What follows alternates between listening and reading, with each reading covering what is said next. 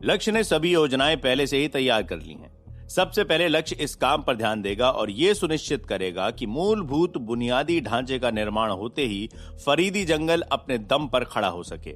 इस आवश्यक निवेश के कार्य में 40,000 सोने के सिक्के खर्च हो जाएंगे।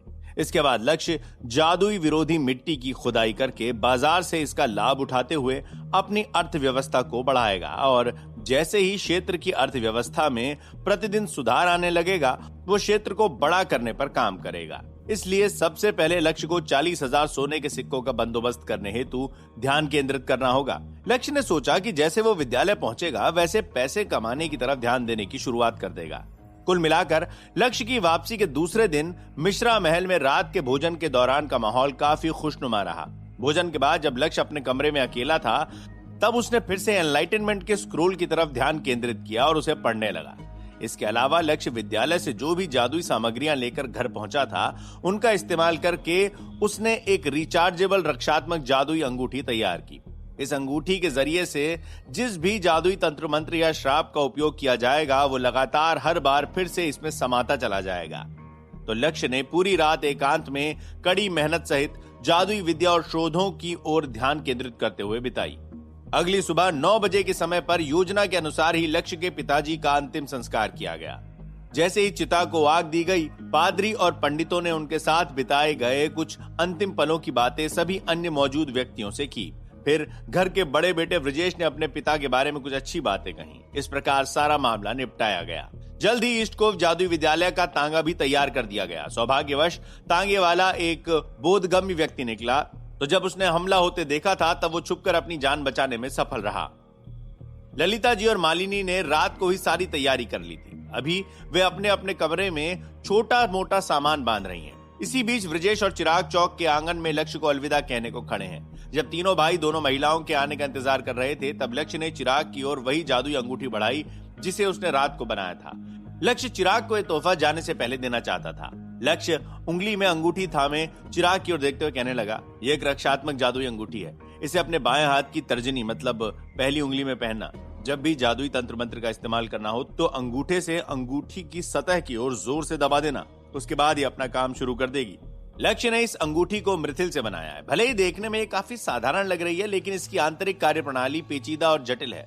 यह अंगूठी हाई क्वालिटी की है, लेकिन लक्ष्य ने इसका निर्माण करने के दौरान ये सुनिश्चित किया कि दिखने में यह हाई क्वालिटी की नहीं लगनी चाहिए, ताकि चिराग को उसके दोस्त साथी जलन और हदस या ईर्ष्या की भावना से न देखें, वरना खामखाही एक बेहतर दिखने वाली अंगूठी के चक्कर में शायद अन्य योद्धा उसे परेशान करेंगे।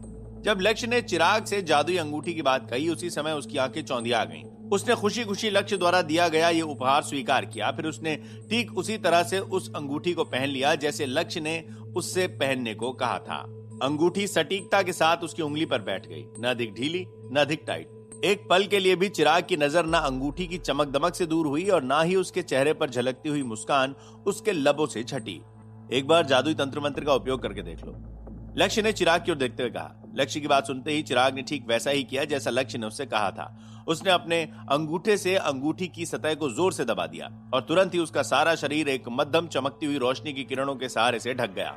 यह जादुई तंत्र मंत्र लेवल 3 का रक्षात्मक जादुई तंत्र मंत्र इडलवियस है, जिसमें लक्ष्य ने कुछ मॉडिफिकेशंस किए हैं। दरअसल लेवल 4 के रक्षात्मक जादुई तंत्र मंत्र इडलवियस का स्ट्रक्चर इतना जटिल और कठिन है कि उसे अंगूठी में स्टोर किया नहीं जा सका। इसलिए लक्ष्य को लेवल 3 के जादुई तंत्र मंत्र का इस्तेमाल करना पड़ा। जब लक्ष्य ने यह सुनिश्चित कर लिया कि चिराग इस अंगूठी का इस्तेमाल करने में सक्षम रहा है, तब उसने अपनी जादुई छड़ी के सहारे से माना के माध्यम से अंगूठी को रिचार्ज करते हुए अंगूठी की प्रक्रिया का वर्णन चिराग से किया। लक्ष्य चिराग की ओर देखते हुए कहने लगा, यह रक्षात्मक जादुई अंगूठी तुम्हें लेवल 3 तक के सभी जादुई तंत्र मंत्रों, श्रापों और शारीरिक हमलों से बचाएगी। इस अंगूठी में समाये हुए जादुई तंत्र मंत्र के सहारे से लेवल 4 द्वारा किए गए हमलों की शक्ति में भी कुछ हद तक गिरावट आएगी। तुम 5 बार ही इसमें समाये हुए जादुई तंत्र मंत्र का इस्तेमाल कर सकते हो। फिर किसी भी सैन्य जादूगर से इसमें केवल माना की शक्ति को समाने की बात कह देना, जिसके बाद ये बिल्कुल नहीं हो जाएगी। लक्ष्य के स्पष्टीकरण से चिराग को तुरंत पता चल गया कि उसे इस अंगूठी की जरूरत हर जंग और युद्ध में पड़ेगी, क्योंकि अंगूठी उसे ऐन मौके पर मृत्यु से बचा सकती है। चिराग को इस बात का भी अंदाजा हो गया कि इस अंगूठी की कीमत 1000 सोने के सिक्कों से भी अधिक होगी। चिराग लक्ष्य का आभारी है, लेकिन उसके पास लक्ष्य का धन्यवाद करने हेतु शब्द नहीं है। अंत में वो खामोश ही रह गया, लेकिन मन ही मन उसने प्रतिज्ञा ली कि वो सेना में बहुत मेहनत करेगा और अपना नाम बनाएगा, ताकि उसके छोटे भाई को भी उस पर गर्व हो।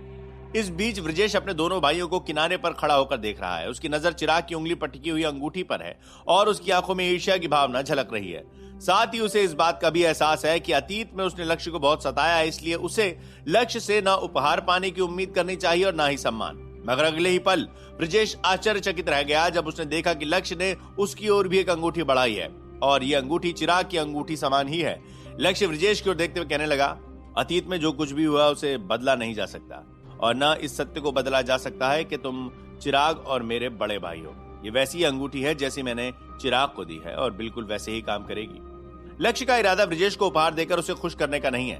उसने ऐसा केवल ये सुनिश्चित करने के लिए किया कि ब्रजेश के मन में उसके प्रति कोई ईर्ष्या या नाराजगी नहीं रहनी चाहिए, जिससे कि भविष्य में ब्रजेश उसके लिए कोई मुसीबत खड़ी ना कर दे। ब्रजेश लक्ष्य की इस दयालुता से स्तब्ध रह गया और बिना हिले डुले खामोश खड़ा रहा। उसके पास लक्ष्य से कुछ भी कहने के लिए शब्द नहीं बचे।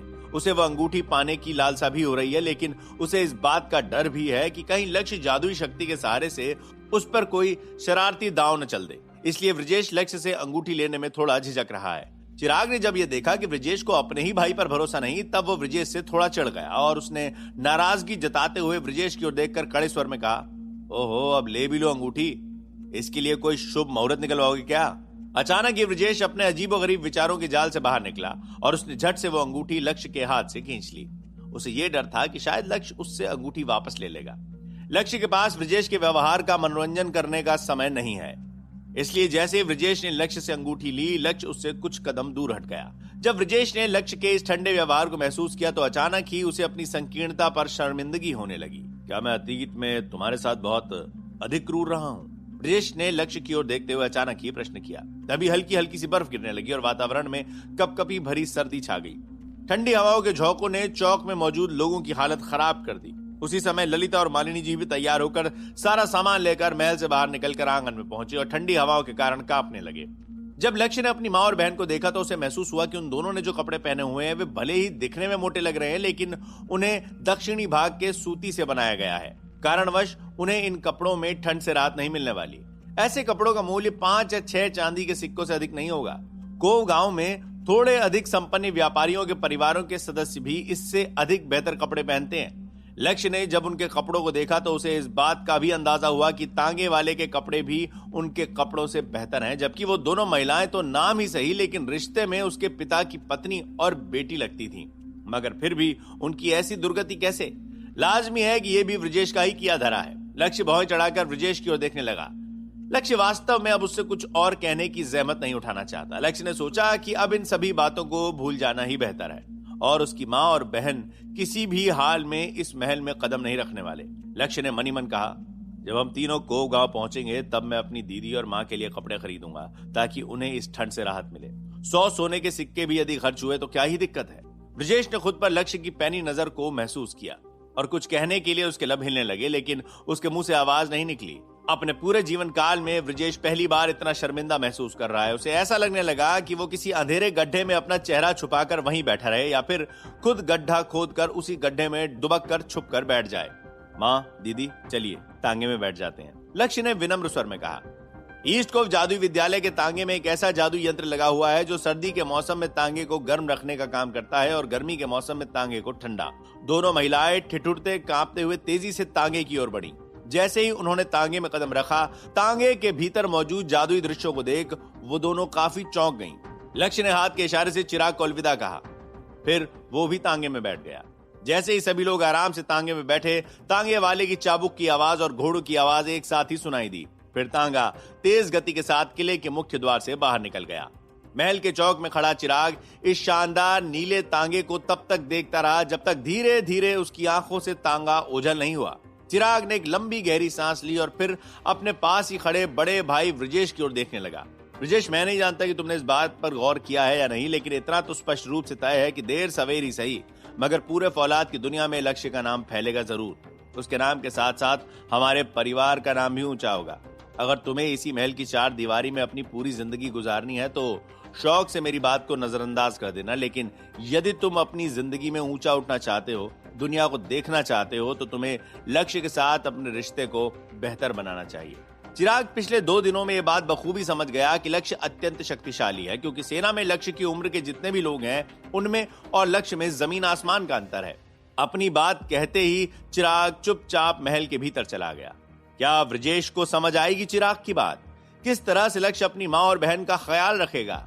लक्ष्य किस तरह से पहुंचाएगा हुमैरा तक डार्क एल्फ से पाई गई जानकारियों को? आगे की कहानी जानने के लिए सुनते रहिए रोमांच और खतरे से भरी कहानी ट्रैप्ड इन वीडियो गेम, सिर्फ पॉकेट एफएम पर।